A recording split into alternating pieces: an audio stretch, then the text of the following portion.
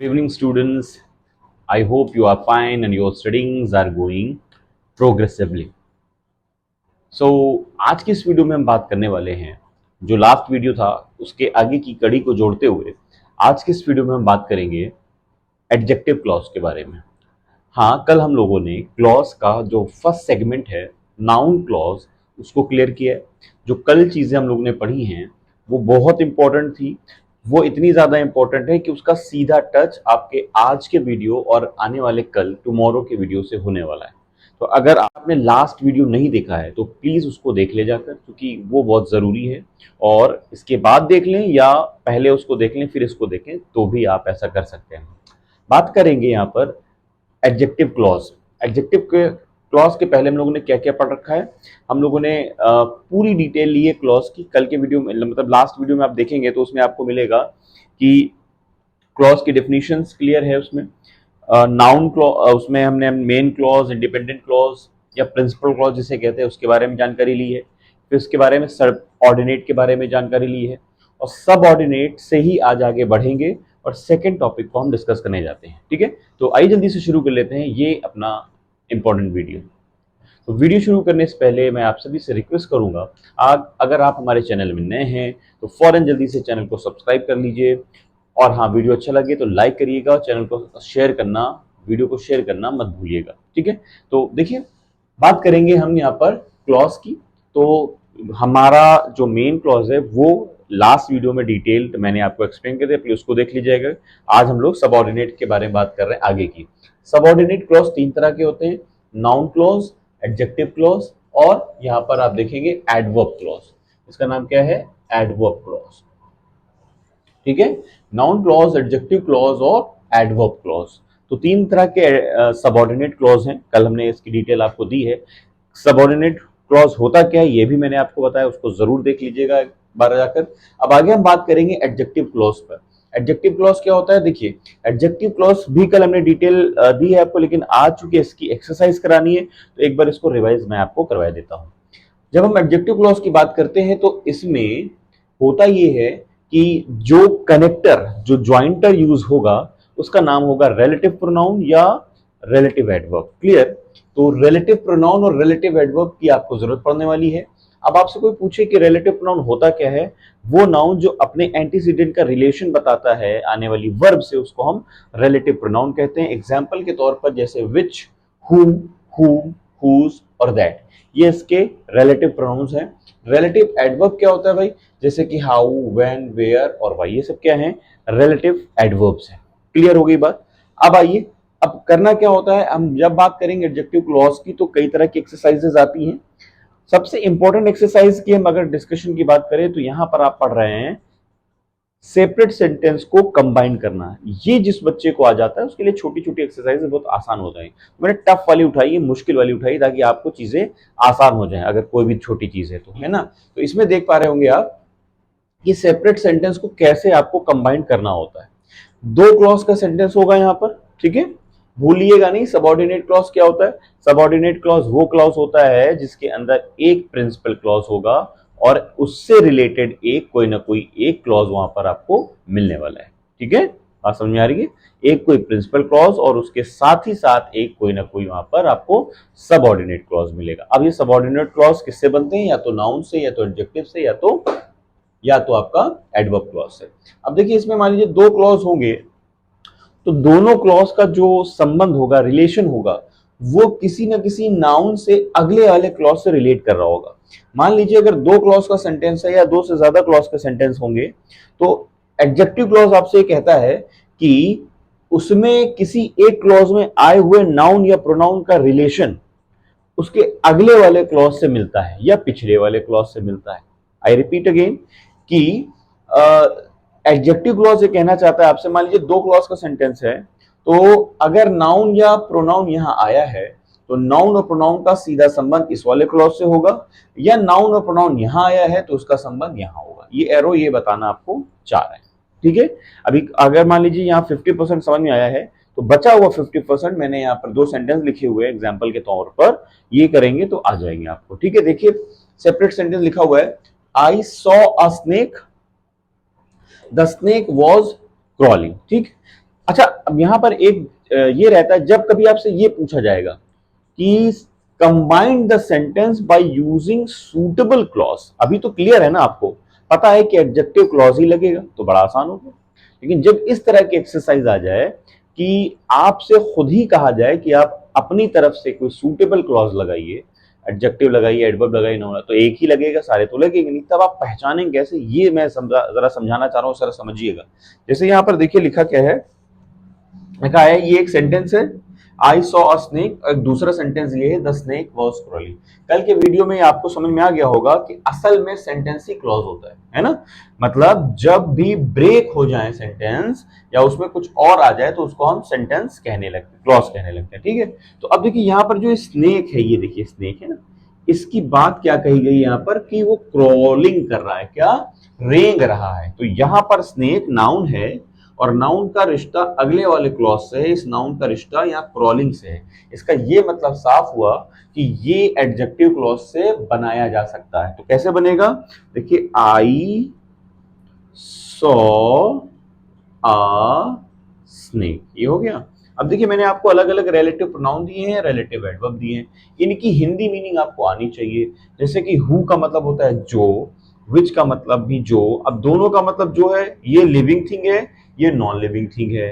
हुम ऑब्जेक्ट के लिए आता है, ये दोनों सब्जेक्ट के लिए आते हैं। हुज पोजीशन के लिए आता है, जिसकी, और दैट का मतलब होता है जो। अगर आप चाहें तो यहां पर लिख सकते हैं, मैं लिखे दे रहा हूं, यहां सभी मीनिंग आप लिख सकते हैं, हु, which, whom, whose और that। इसकी हिंदी मीनिंग बहुत जरूरी है, आपको समझ लीजिए। जो, इसका भी जो, जिसको, जिसकी और जो। अब आप देख पा रहे होंगे यहां पर कि तीन जो के मीनिंग आ गए। तो यहां पर हु कहां लगाना होता है, लिविंग थिंग के लिए, कहां, लिविंग थिंग के लिए। ये लगाना होता है नॉन लिविंग थिंग के लिए, ये लगाना होता है ऑब्जेक्ट के लिए, ये लगाना होता है पॉजेसिव के लिए, और ये लगाना होता है लिविंग थिंग या नॉन लिविंग थिंग, किसी में भी। क्लियर, बात समझ में आ गई है। तो आपको एक चीज समझ में आ रही होगी कि हु लिविंग और विच नॉन लिविंग। अब यहां पर देखिए स्नेक कैसा है आपका, स्नेक लिविंग में आता है ना, लेकिन होता क्या है कि जो स्मॉल इंसेक्ट होते हैं, जो छोटे जानवर होते हैं, तो उनमें हम क्या कर सकते हैं, उसके लिए हम दैट का यूज करते हैं। तो इस वजह से यहां पर आंसर आपका क्या हो जाएगा, I saw a snake that was crawling. अब आप यहां पर देखेंगे कि हटा क्या, दो बार जो स्नेक आया था वो एक स्नेक हट गया, क्योंकि आप देखेंगे कि ये जो सेंटेंस आप देख रहे हैं, ये कैसा सेंटेंस है, दो सिंपल सेंटेंस बने हुए, ये एक सिंपल सेंटेंस है और ये एक सिंपल सेंटेंस है। दो सिंपल सेंटेंस को कन्वर्ट करके हमको एक सिंपल सेंटेंस बनाना था बाय यूजिंग ये, यहां से यहां तक कौन सा क्लॉज हो गया, एडजेक्टिव क्लॉज हो गया। क्लियर, बात समझ में आ गई। अब देखिए अगला, फिर दूसरा सेपरेट सेंटेंस है आपका। अब यहां पर एक सेपरेट सेंटेंस लिखा है, I have a dog it is a faithful animal. ठीक, अब देखिए ये रहा डॉग और इसकी इंफॉर्मेशन यहां दी गई है फेथफुल होना, तो इसका मतलब ये भी क्या हो सकता है, एडजेक्टिव क्लॉज से बनाया जा सकता है। कैसे बनेगा, जरा ध्यान दीजिएगा, यहां लिख रहे हैं, I have a dog that is faithful animal, that is faithful animal, है ना, ये समझ में आ गई बात।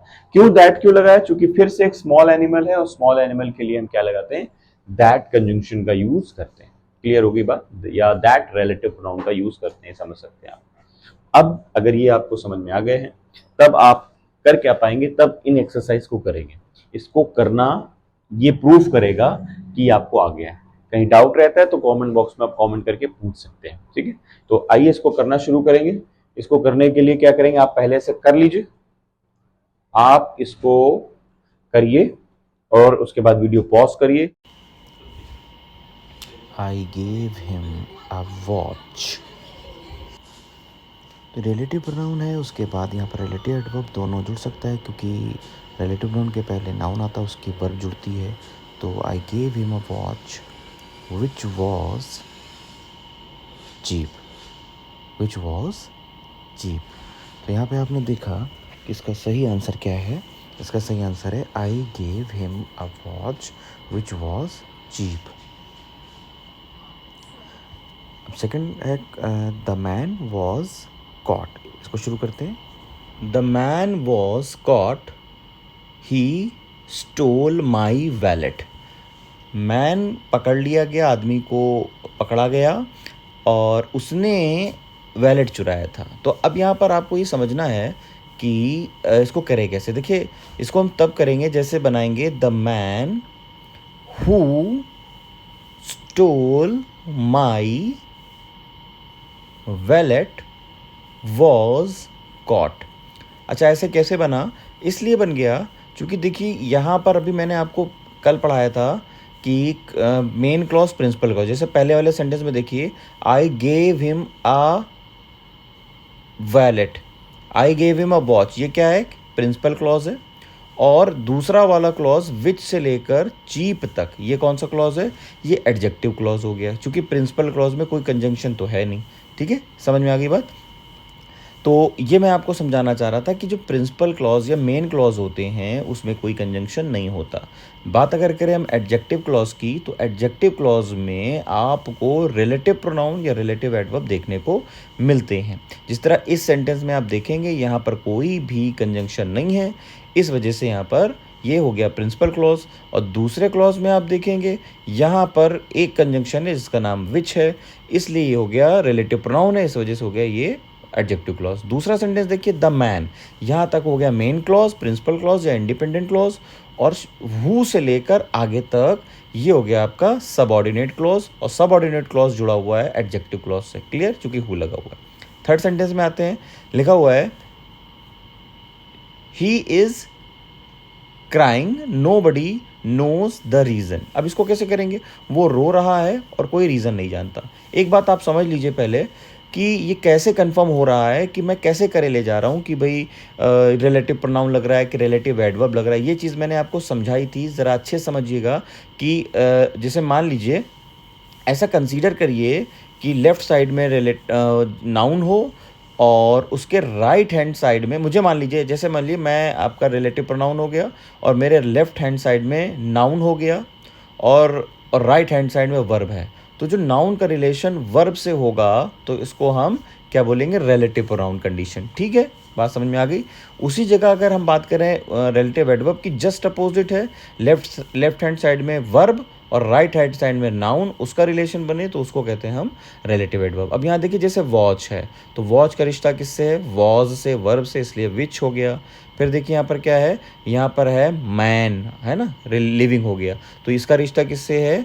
इससे है स्टोल से, तो बन गया रिलेटिव प्रोनाउन। अब यहाँ पर देखिए कह रहा है रो रहा है, एक एक्शन हो रहा है, तो एक्शन होने की वजह से यहाँ पर हम क्या मान के चलेंगे? रिलेटिव एडवर्ब है। तो इसका आंसर बनेगा जाकर नोबडी नोज द रीजन, कोई नहीं जानता वाई ही इज क्राइंग, वो क्यों रो रहा है। तो यहाँ पर वाई क्या है? वाई है रिलेटिव एडवर्ब, और वाई से लेकर क्राइंग तक ये बन गया रिलेटिव एडजेक्टिव क्लॉज, और नोबडी से नोज तक बन गया प्रिंसिपल क्लॉज। चौथा सेंटेंस करेंगे, this is a house full stop we born here. ये घर है जहाँ हम पैदा हुए, तो ये घर है जहाँ हम पैदा हुए, यही आंसर होगा इसका। दिस इज द हाउस जहाँ, अब जहाँ क्या है? रिलेटिव एडवर्ब है, तो क्या हो जाएगा? Where we born. क्लियर? समझ में आ गई बात? यहां पर देखेंगे दिस से लेकर हाउस तक प्रिंसिपल क्लॉज है, और वेयर से लेकर बॉर्न तक सबऑर्डिनेट क्लॉज है, और सबऑर्डिनेट क्लॉज का में एडजेक्टिव क्लॉज है। क्लियर? अब आ जाइए, the boys have come back, they went to Delhi. ठीक है, the boys have come back, लड़के वापस आ गए, दे वेंट टू दिल्ली, वो दिल्ली गए हुए थे। अब इसको बनाएंगे तो यहाँ पर देखिए बनेगा इसका answer, the boys have come back who went to Delhi. Clear? तो यहाँ पर देखेंगे द बॉयज से लेकर कम बैक तक प्रिंसिपल क्लॉज है, और हु वेंट टू दिल्ली से लेकर क्या है, ये है गया आपका सबऑर्डिनेट क्लॉज, रिलेटिव प्रोनाउंस है। तो this is all about adjective clause. आपने पिछले वीडियो में नाउन क्लॉज पढ़ा था, इस वीडियो में हमने आपको एडजेक्टिव क्लॉज पढ़ाया विद द एक्सरसाइज। वीडियो कैसा लगा हो इस बारे में आप ज़रूर कमेंट करिएगा, और कोई प्रॉब्लम हो, क्वेरीज हो तो कमेंट बॉक्स में कमेंट करके आप पूछ सकते हैं। डिस्क्रिप्शन बॉक्स में जाइए, वहाँ आपको टेलीग्राम का लिंक मिलेगा, ज्वाइन करिए, और इंस्टाग्राम भी मिलेगा, उसे भी ज्वाइन करिए। कोई सिंपल डाउट हो तो आप कमेंट बॉक्स में पूछ सकते हैं। अगर कोई ऐसा डाउट हो जो आपको सोल्यूशन चाहिए, उसके लिए आप क्या करें, टेलीग्राम का नीचे जो लिंक है उसको ओपन करिए, उसे ज्वाइन करिए, और जहाँ जिस एक्सरसाइज में डाउट आ रहा है ना उसका फ़ोटो खींचिए और उसको सेंड कर दीजिए। मैं उसका नेक्स्ट वीडियो में आपको सोल्यूशन ज़रूर दे देंगे, ठीक है। अब एक लास्ट अपील आपसे, देखिए अगर आप हमारे चैनल में नए हैं तो प्लीज़ चैनल को जल्दी से सब्सक्राइब करिए, क्योंकि आपका एक सब्सक्रिप्शन है क्या हम लोगों को बहुत बूस्टर पावर का काम करता है ना।